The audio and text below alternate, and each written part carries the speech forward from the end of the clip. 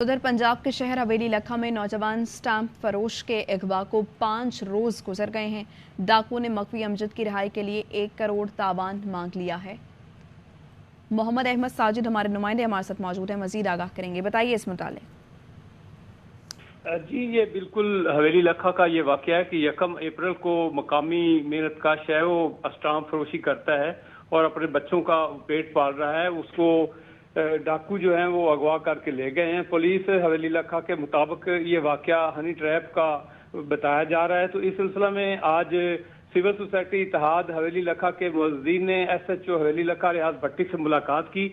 उन्होंने बताया कि DPO उकाड़ा अमान मंसूर की क़यादत में टीमें जो हैं वो राब्ते में हैं।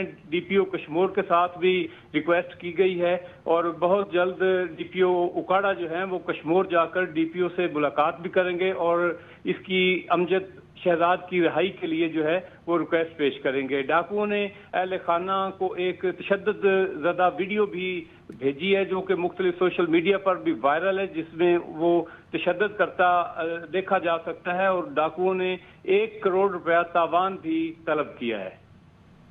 शुक्रिया आपका Mohammad Ahmad Sajid. AR1 news studio से फिलहाल इतना।